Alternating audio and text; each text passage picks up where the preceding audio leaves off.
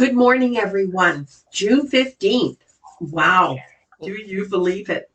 Well, I hope you're having as great a day so far as I am. And I hope the weather's good. And I hope whatever you want to accomplish today, you're able to feel really good about it by the end of the day. So, we are going to start, however, with a basic premise. All right.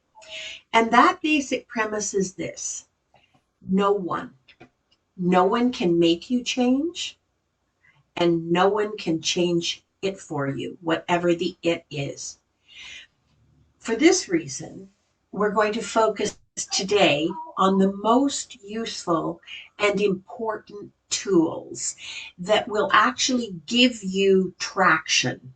All right, they're proven. Um, and that traction, I'm hoping, for your sake, will get you to where you want to be. And more importantly, when you learn to use them and habituate them, it'll keep you there. All right. Talk about the peace of mind you're looking for. All right.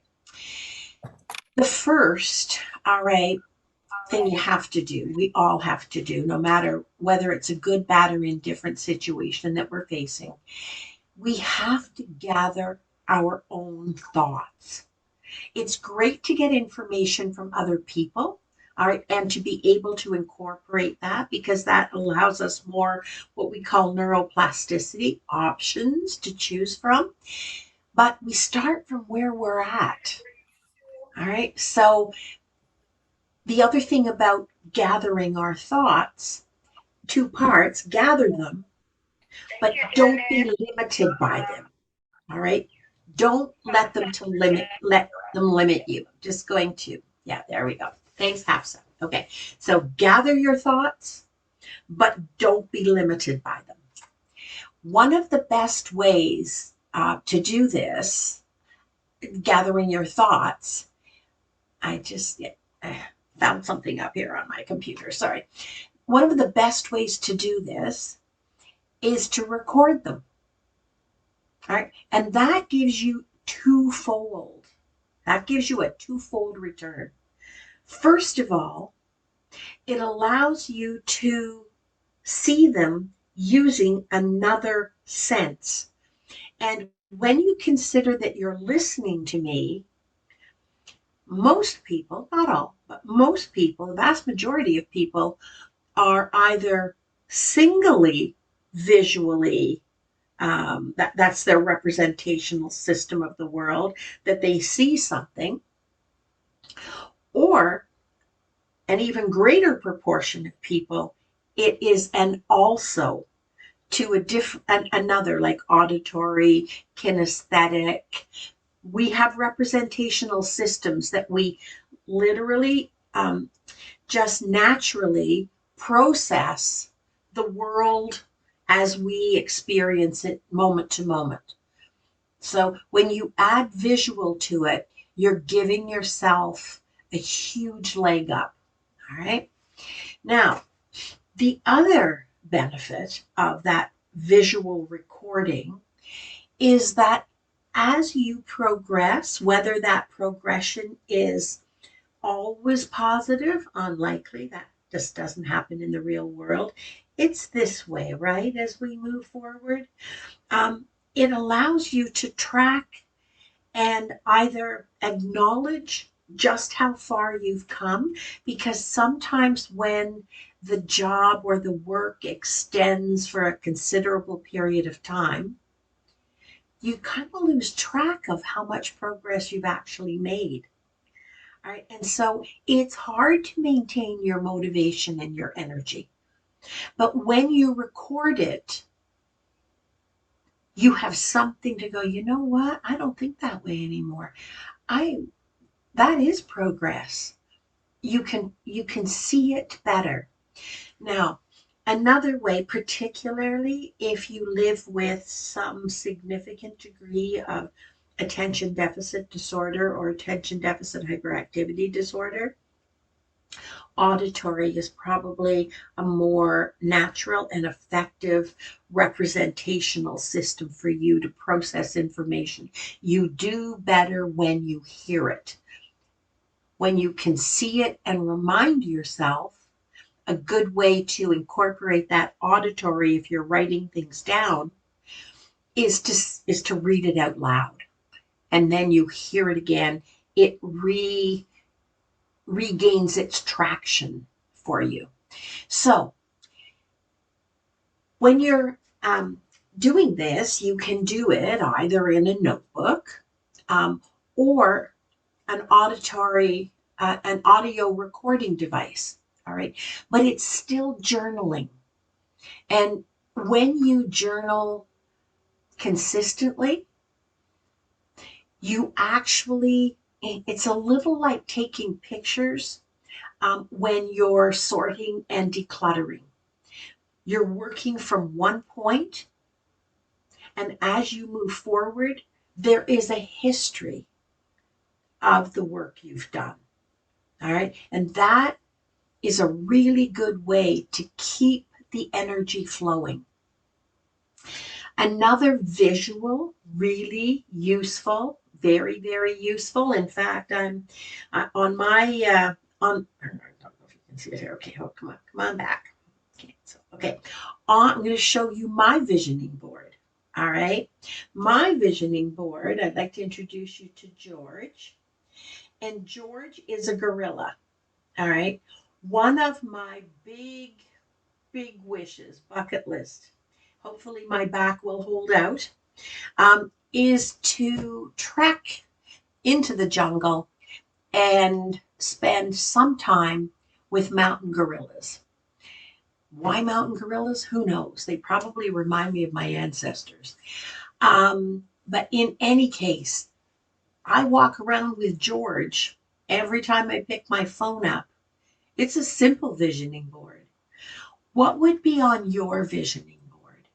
Because if you can't see it, you can't hit it.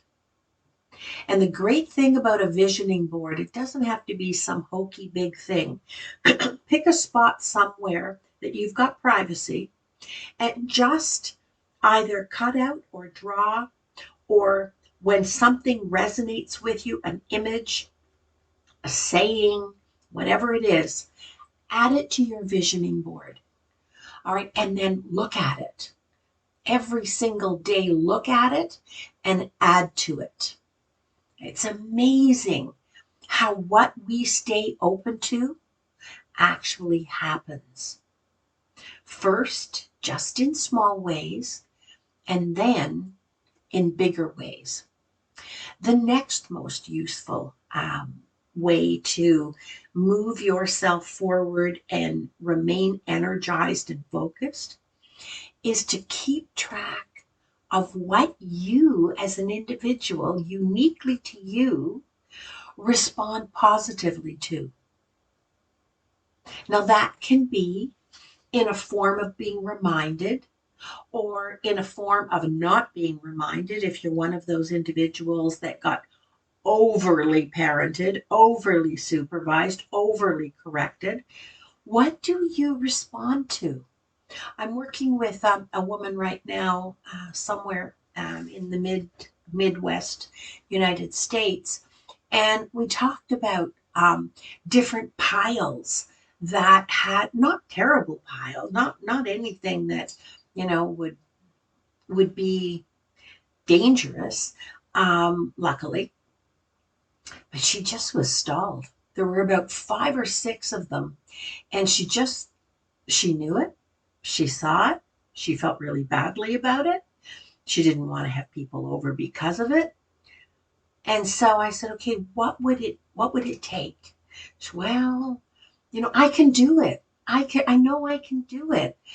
But you're not doing it. So what's the hurdle? Accept the fact you can do something isn't enough. We can all do a lot more than we believe we can do. All right. What do you need? What's the hurdle? I said, look, I don't want you accounting to anybody other than yourself. And I'm saying this to you as well. But Would it be helpful if I sent you an email just saying, how are you doing on that? And we make a list. We break down each pile by individual items, and you are only agreeing to pick up one thing and resolve it. And you know what? The front hall is clear.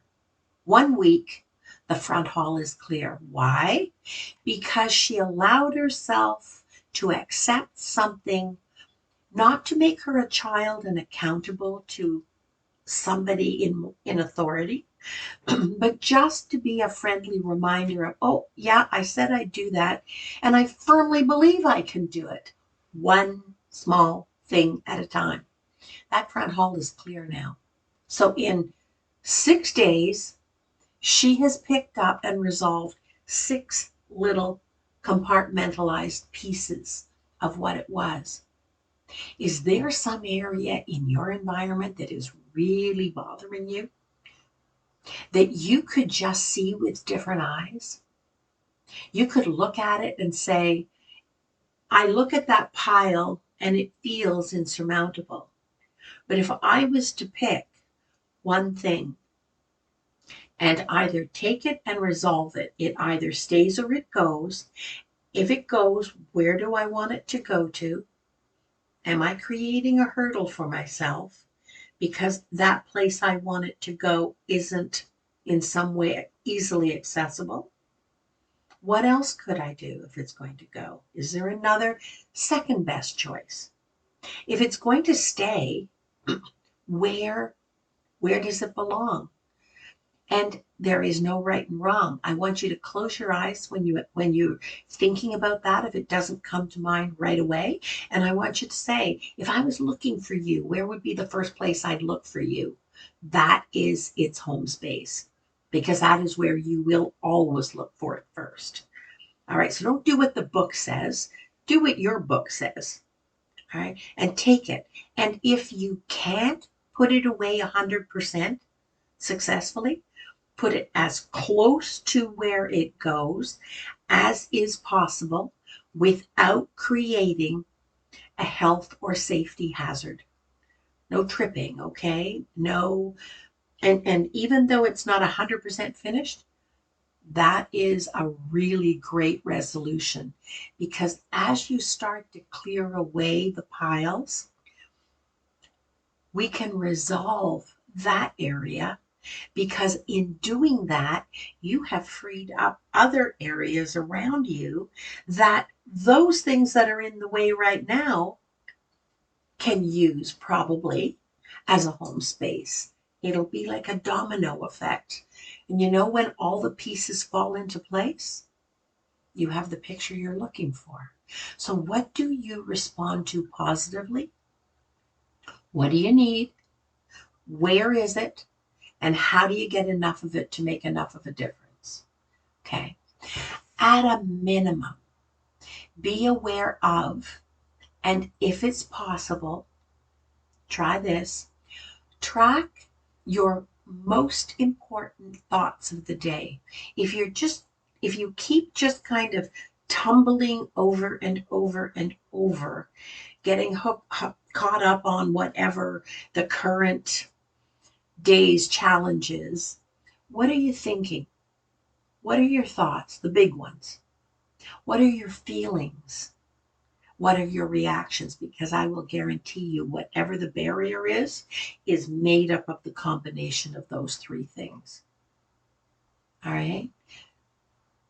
A really good practice is to do that. What were my most important thoughts today as I kind of chew the day and make sense of it? What were the key thoughts I had?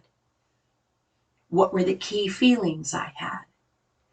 And to my thoughts and reactions and those of others, what were my reactions? Because that's the amount of energy you've used today. Are you spinning your wheels and wasting the energy you have? All right. By doing this consistently, all right, you really can help yourself. How? By making a habit of making sense of what you experienced in that day. And if you make sense of it and it's balanced, all right? You're not engaging in some kind of a problematic thinking style that we'll talk about in a bit. If you make sense of it at the end of every day, the next day you don't carry over the negatives, but you have the benefits of the positives. The positives will stay with you, but you're not adding today's negatives to tomorrow on top of whatever happens tomorrow, on top of whatever happens the next day. And while you're doing that, don't forget, all right, to acknowledge the positives as well. It's so easy to focus on the negatives. It is such a bad habit that all of us can fall into, of just taking for okay, it worked, as though that doesn't count. All right. And then we don't acknowledge ourselves as well. And all we're looking at is the pile of the undones. Who in their right mind wants to get out of bed the next day with a load on a load on a load of negatives, the undones? Okay. The fourth really useful way is to make sure to observe the patterns. We all develop patterns, and our patterns are unique to us. The way we put the positives and the negatives, the challenges, the successes together, the sense we make of it, the relationships we have, that is quite a jumble of experience. All right. What patterns are you more susceptible to? Because these are exceptionally, the patterns are the things that will tip us off to exactly what we habituated. All right. And what we habituate is what we're going to use tomorrow and the next day and the next day. All right. They're exceptionally important. They drive involuntarily. They will be the first place we go in our thinking and in our emotions. All right. Remember what we said. We've said this how many times because it is so important. It matters what you say to yourself. It matters if you don't tell yourself the best truth that's available to you, either by dismissing something, habitually ignoring it. Well, it's only going to get bigger. All right. Or by ignoring the positives. You're giving up the strength and the skills and the self-respect. All right. Because what you say to yourself becomes the basis of the meaning that you apply. And the meaning that you apply almost dictates the range of options you're going to give yourself, especially when they directly influence and prepare you to consider what your next step might be. Are you going to give yourself a chance to think outside the box and try something a little bit different than what you've been stumbling over? All right. I seriously recommend that you get a copy of this workbook. This is the old version, and I think you can probably still get this one on Alibris Books, ALBRIS. I know that I used to, before COVID, I used to give every one of my clients a copy of this. It is an excellent workbook. I know there were other good ones, but this one I stand behind. And on Alibris Books, I was getting it for $4.25 a copy. All right. It's an old workbook. He developed it eons ago, but it's solid. This is the newer version of it. All right. Pay $4 for the old one. All right. This one is good too, but You're not going to lose anything with either one. And one of the things that we have to always ask ourselves, all right, is, and I love the way David Burns just puts it right out there, right from the start, and that is, are we prepared to pay the price for happiness? All right. Are we prepared to pay the price? Because it isn't magical. It doesn't just happen. It happens because we make a commitment to give ourselves what we need, to find what we need. All right. Okay. So, in the beginning of both of these books, David Burns has 3 inventories. And I think it's really important, even as a self help effort, to periodically measure the 3 things that he's done this checklist inventory on.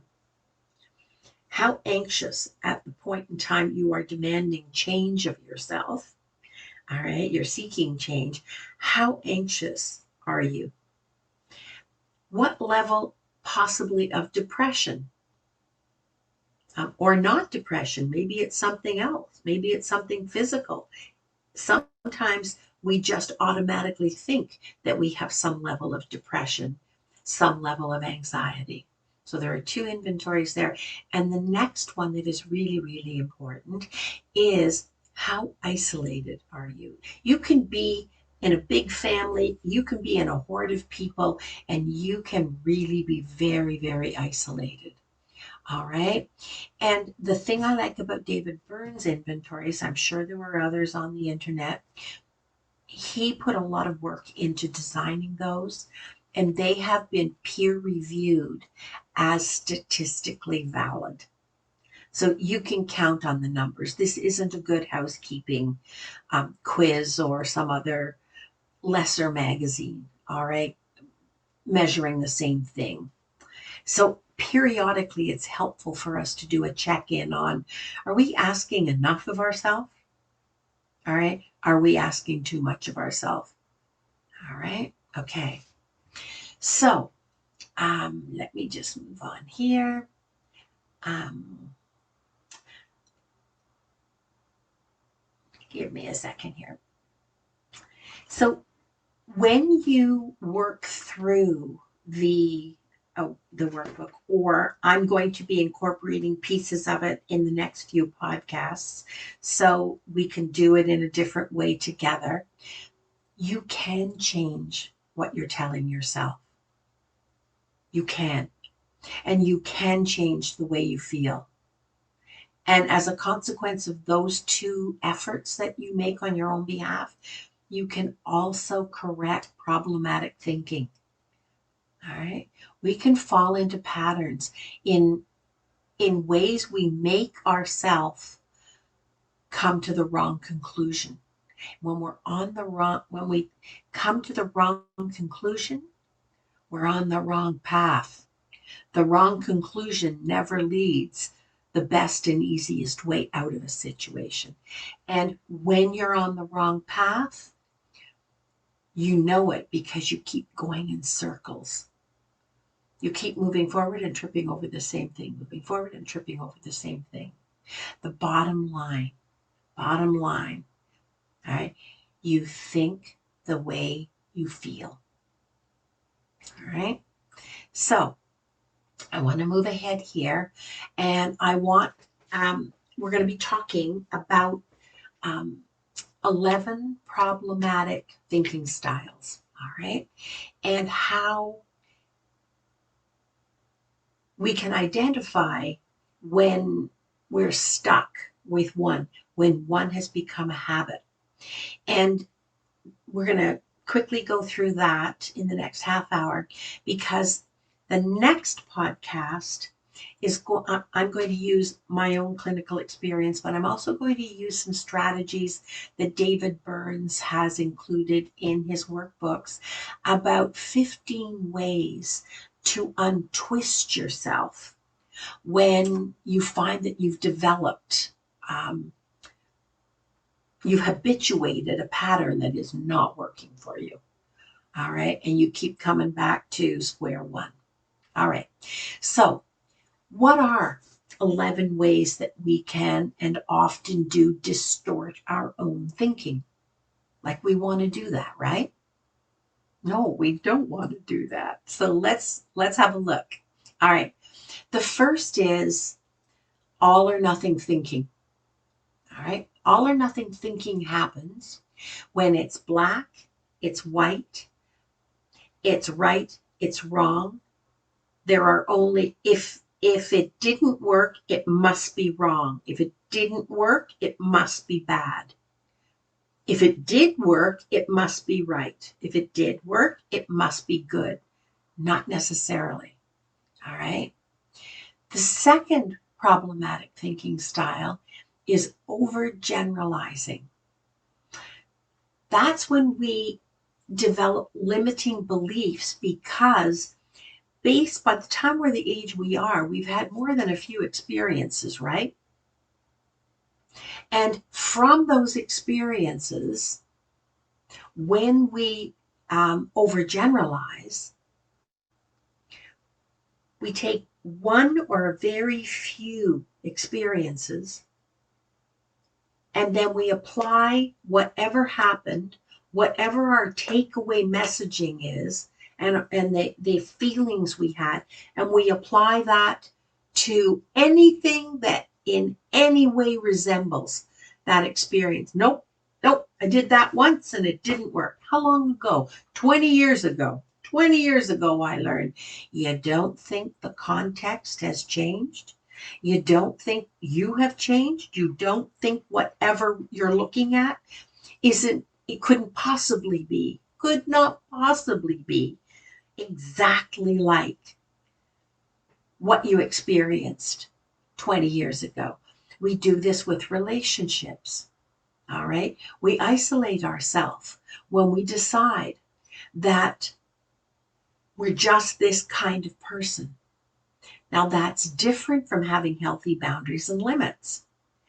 Healthy boundaries and limits allow us to try gently, carefully, to see if this thing that is challenging us is exactly the same. Overgeneralization says we slam the door shut the moment we get any whiff of similarity. How many people do that? And what would you apply that to? What kind of experiences? You limit your options when you do that. The third problematic thinking style is jumping to conclusions. So, I'll give you a humorous version of this, but it's not always humorous, believe me. So you're with somebody and they're smiling. They're not smiling showing their teeth. They're just smiling. And you jump to the conclusion that they are with you and that they like you and that you agree. And really, all right, they had a mild case of gas. Or vice versa. They're in their own head, they're thinking, they're doing their own thing. They're not having the best day of their life. All right. And so their body language isn't communicating what they might be open to. And you decide, geez, they're grouchy Gus. Oh no, I mean, well, something wrong with them. And you don't actually ask for clarification. You say something and no one says anything back. Well, there are two ways that can work out. One is they're 100% in agreement with you, or they think what you've just said is so far out of left field that they're not even going to comment. And you act as if without asking the person to clarify what they think, what they feel, what they want. It's important to do in relationships, not to jump to conclusions, because if we're not feeling good about ourselves, If we're feeling less than, or when we look at our homes, we're feeling embarrassed, we're feeling afraid, we're feeling worn out, we're feeling negatively, that's what we will see usually. We project when we don't verify what the truth is with the other person, and we mind read, we jump to conclusions, we project what we're feeling on that person. Consequently, by the end of the day, if you're not feeling really good about yourself, if you're not being kind to yourself, every day is going to be like you took a whipping. Every day is going to be like somehow you emptied yourself just a little bit more. The world isn't a good place. Why? Because the meaning you're giving things is just coming from you. You're not actually engaging and benefiting from the positives that might be right in front of you. The fourth problematic thinking style is discounting the positive. Now, one of the most common ways that I see this is the person has made, a reasonable effort. They have set a small goal and they've reached that goal. And guess what they say to themselves all together now? Anybody want to guess? Would this sound vaguely familiar? All right. Yeah, but look how much more there is. Hmm? How do you feel about the work you did? The effort you made, the success you had? How do you feel about that? Not good enough. Not good enough. And until it's pretty darn above standard, just even good enough standard, you are dooming yourself to every day not being good enough. Now, I'm not asking you to Pollyanna yourself and lie to yourself about what you're doing and what you're accomplishing. But for heaven's sakes, whatever you do, it took effort. And if you're here with me, it took a lot more effort than it would most likely take. All right? Give yourself a break. Be as kind to yourself. Be as truthful to yourself as you would be to other people. Whatever you did, acknowledge it. Tomorrow's another day. All right? Tomorrow's another day. Just keep going. One at a time. One at a time. The fifth, emotional reasoning. Feelings are important. Our feelings are very important, but feelings aren't facts. Feelings are just the sum total of how we chewed whatever was happening and how we feel about what we took away from that experience. All right? Feelings aren't facts. Check the facts. Check the facts. And one of the ways you can check the facts is in David Burns, in those inventories in this workbook. All right. How are you feeling? He breaks it down into really good little bullet points. And maybe you could find out, in the main, I'm not doing too badly on these points, these types of feelings. This is the one that really is getting to me. This is the one that is dragging me down. And then I notice that I've done this maybe, a few days, few weeks in a row. And you say, you know what?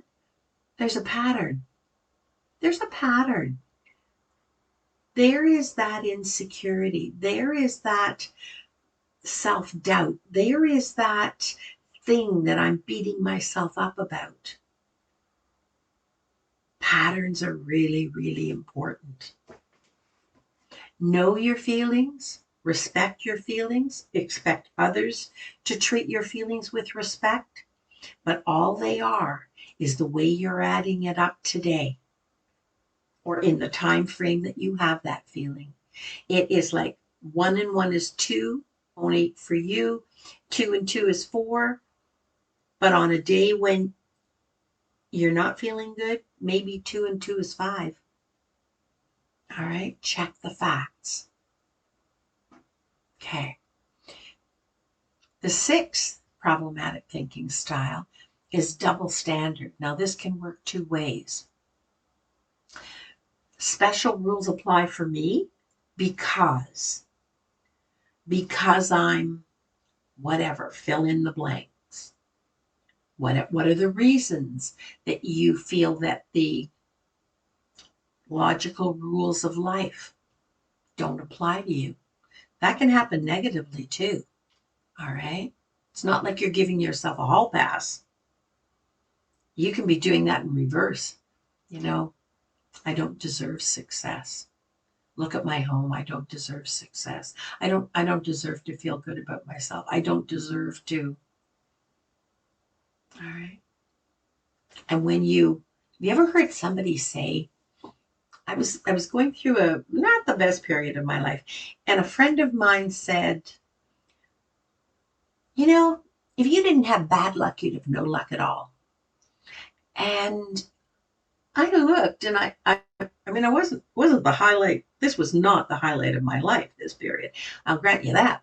But I looked at her and I thought, what an awful way to approach life.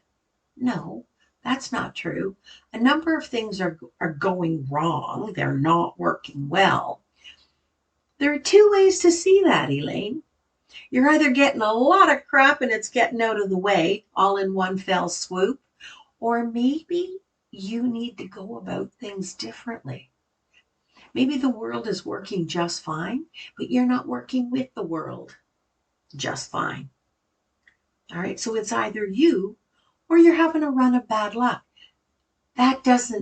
Don't bring it home. Don't make it about you.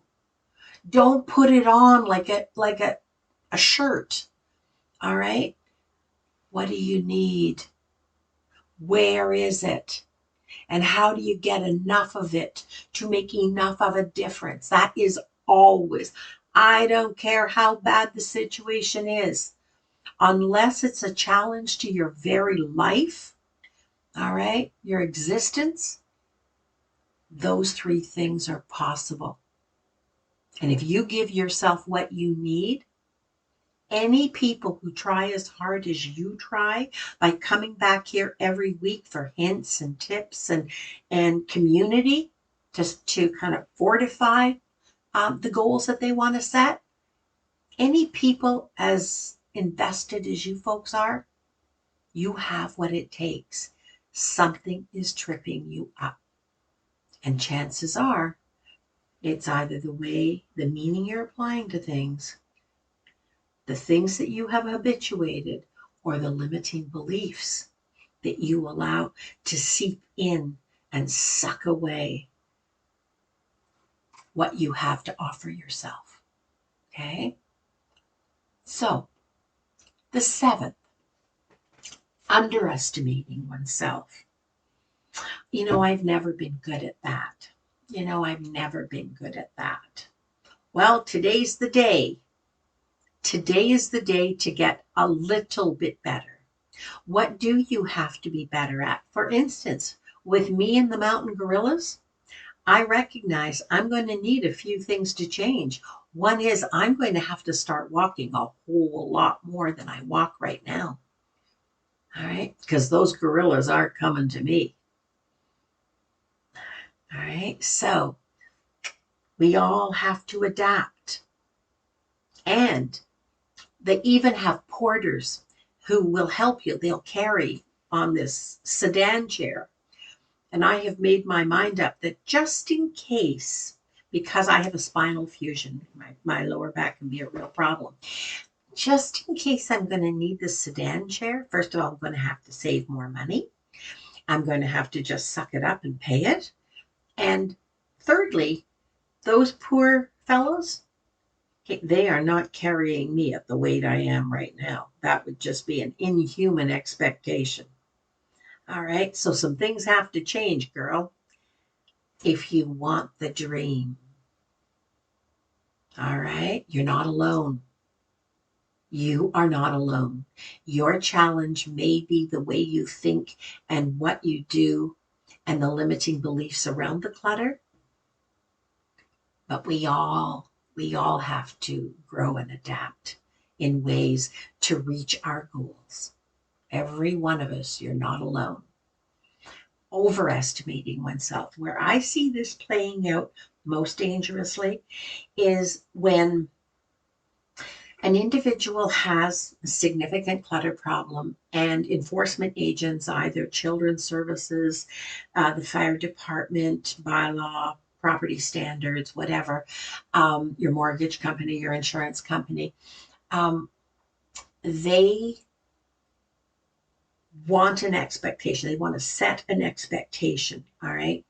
And the person is so anxious to have the problem go away that they overestimate really and truly what it's going to take for them to do that.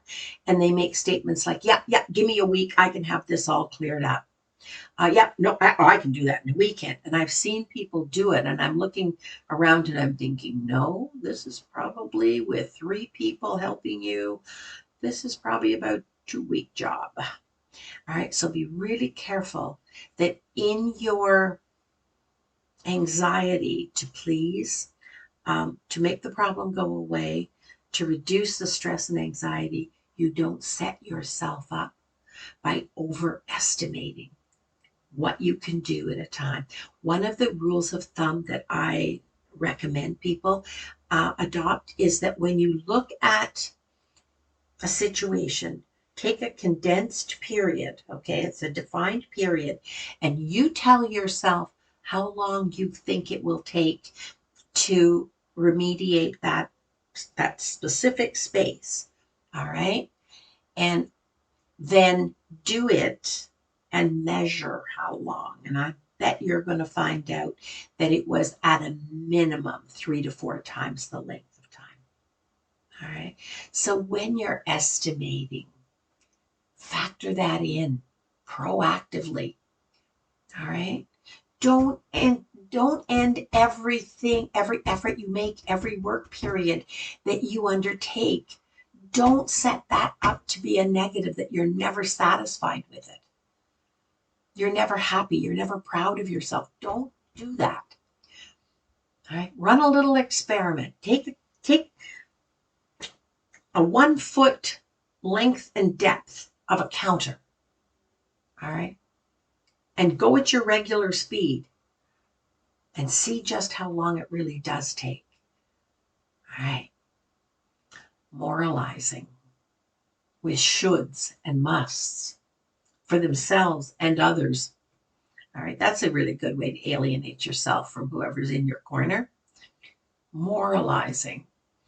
I say get rid of the shoulds. Shoulds are like shovels. All right. They are just going to dig you in deeper. All right. Because you're not in deep enough, right?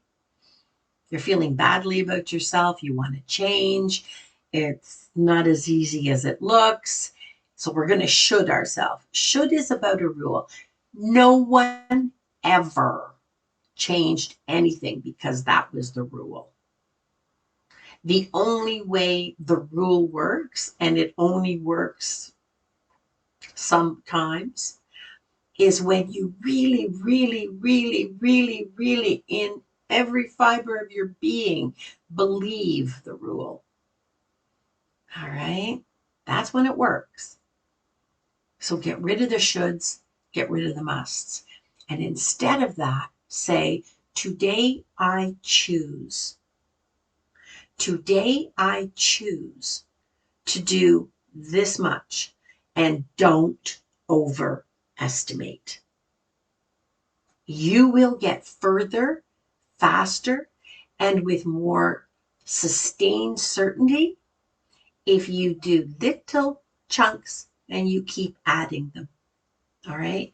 And if you can, if there's any way possible, pick one area and chunk work it until it's done.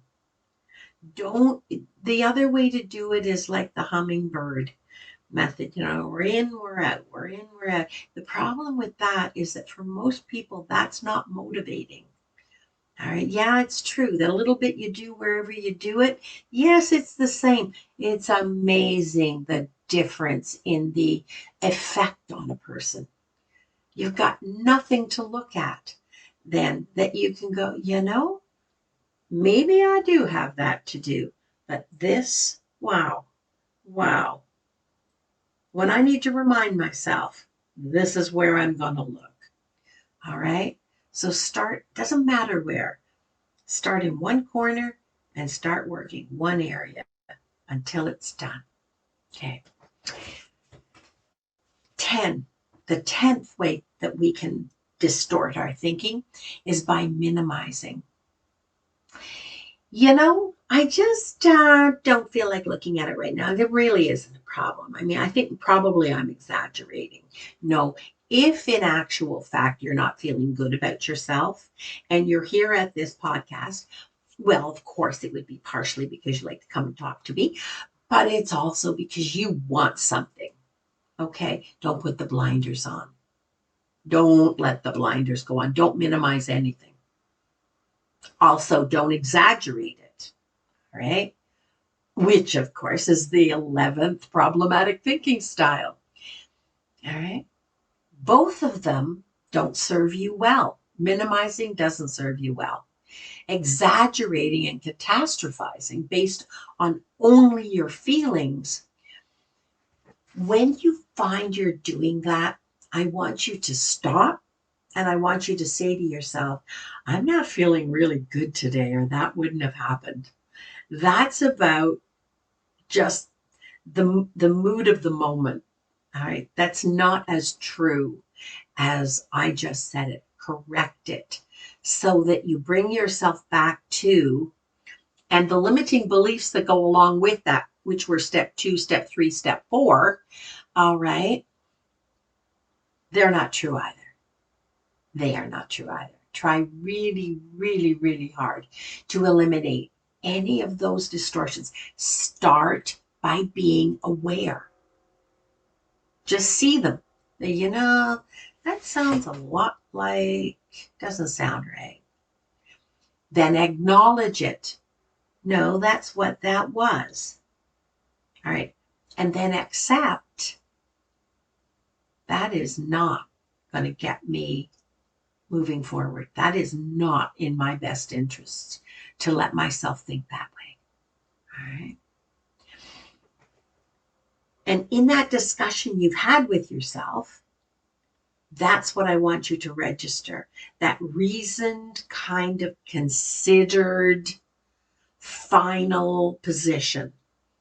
When you do that with yourself, when you say, no, wait a second, I was really negative. That was like, whoa, that might be bigger than it really is. Like that. No, I think I have the blinders on. No, that does not register. All right. When you find yourself in any way saying that to yourself, stop and say, okay, if it was really, really negative, that's sort of just where I am right now. It's a momentary feeling. All right. That is not reality. All right. What do I need? Where is it? How do I get enough of it to make enough of a difference to get myself out of this mood and this mindset? Because it's not going to work for me. All right. That's your mind. All right. And keep that one in the forefront. The emotions, today, for whatever reason, I wish I felt more positive. I wish I felt more hopeful. I wish I felt more energetic. Emotionally, what is that? What is that I'm feeling? Where am I feeling it? Am I feeling it in my head, my chest? Am I feeling it in my stomach? Am I feeling it in my neck? where am I feeling it? Okay, and what can I do? What can I do? I I I acknowledge it. That is the way I feel. Some days you just feel like there's a cloud over you, you know? And okay, how can I move the cloud? What can I do? Don't say never go to I can't. Because when you feel you can't, there is always, always, always something that you can do. Okay, I don't feel I can do that. What can I do? And I'm going to do what I can do. Today may not be my best day, but what can I do? That's when you're taking over and you're incorporating that mindset that you can't always control with emotions that sometimes have more to do with the light, the fact that it's an anniversary of something, you're carrying over a feeling from something that you read in the newspaper or you saw on television or the news, all right, or maybe you had a dream and you're carrying over some kind of emotional content from that. All right. Okay. Try when you're trying to unload yourself. And next week I will read you. Well, maybe today if I have time. I don't know where to find it. Um, Try free writing. I am not a writer. Okay. I know I wrote a book, but that was an effort. I'm a clinician. I'm a coach, and that's why it took as long to write that book. All right. Try free writing. Next week, I'm going to read you. I'm going to start with my first experience in free writing.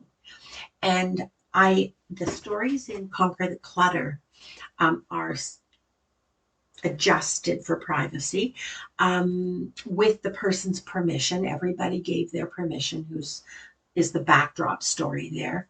But I found that as I was helping people, I was vicariously carrying um, some of the um, emotions.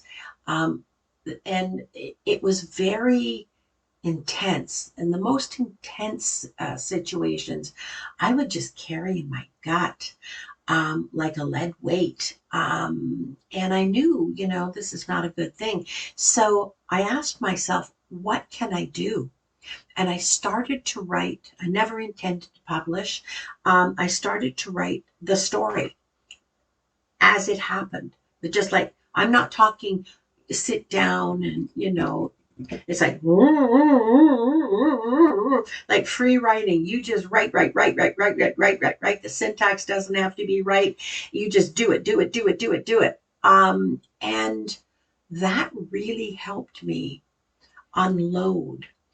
Um, I still then could see and I could feel compassionately, but it helped me stay on my side of the line, not to intrude as though their experience was in any way was my experience. All right. And so I really encourage you when you've got that kind of ugh, or you're overwhelmed, right, right, right, right, right, right, right, right, right. And you don't have to be a writer. All right. Like, just keep going. No stopping. Don't worry about the word. Don't worry about the syntax. Don't worry about editing. Don't worry about punctuation. Don't worry about anything. All right. And it does help. It really does help. Because what it does is it starts to help you get your mental and your emotional process handled, and it levels it out because it's now outside of you. And when you're stop for breath and you're looking at it, it also helps you discover ideas you choose words, you choose whatever that is so raw to the experience that you're feeling. All right. And it brings those to your conscious mind so that you can become aware of them. then you can deal with them. All right. And when you're keeping it inside, you're not allowing your brain to follow a chain of associations that are linked together. All right.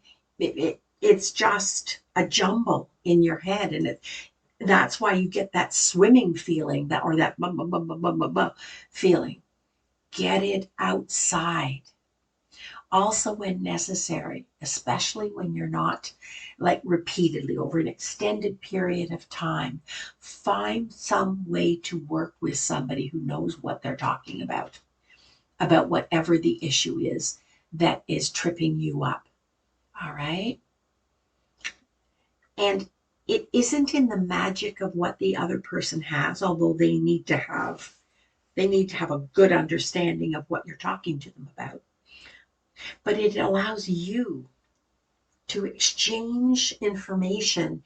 And also in that exchange, it allows you to develop and broaden the options you give yourself. The person with the most behavioral options that they are willing to test, all right, behaviorally, they are willing to run little tests on those ideas. They are the people who will come out of a situation a lot better than those who shut down, stay stuck, and just keep going in a circle in their own head within their own limited behavioral repertoire. All right. Okay. So we have we have more than a few. We've got 20 chats. So let's just have a look and see what we can do here. All right. Stream of consciousness writing. What am I writing about? Okay, so it's stream of consciousness, but it's stream of consciousness usually about either an experience or what you've assimilated from a situation you're carrying with you inside. So you might be writing about yourself, or you might be writing about a situation that involved another party, but you're just writing. You're just writing. Okay. Yes, even happy feelings distract from activity toward goals. That can happen, particularly if the happy feelings distract you behaviorally. It's okay to use the energy from a happy feeling. All right. But if the happy feeling means you have to stop and go and bake cookies, or you have to go and go online, or you have to give yourself a Netflix break, not so much. Not so much. Stay focused. Okay, these insights have really been hitting home today, being carried away by news. That's a biggie. Never watch the evening news. Never. And never watch the morning news. Don't end your day. Don't start your day with things that you cannot control. All right, somewhere in the middle. Start to inform yourself about what is happening within your world. Don't start your day and don't end your day, particularly if you're having any difficulty getting going and keeping going. Okay. Carrying emotion like an empath. Yeah. Yes. And being empathetic is one thing. Carrying somebody else's load as a habit, as though it's your life experience, it's not. You need to live your life experience and be empathetic, boundaries and limits to others. All right? Okay, where are we going? Thank you, Diane, to everyone. Thank you, Elaine, for your wisdom in handling this problem, not just doing it. And Leslie, I agree. Don't should on yourself. That's true. Listen, folks, I'm wondering too whether I could ask you to do something. I'm wondering if you're comfortable going on Google or going on Instagram or going on wherever and just saying what you think about this podcast. It would be nice to reach more people. It's free. A lot of people who could use this information aren't getting it. And it's a whole lot different when people who have used whatever the experience is comment on it than if I go on and say, hey, Chris, guess what? So if you could do that, that would be great. I'm going to keep the rest of these chats and we will go through them. I'll have a look at them before the next podcast and I'll deal with them in the next podcast as well. So I wish you a wonderful week. Be good to yourself, be kind to yourself when things aren't going, and just keep persevering. Take care, everybody. Bye.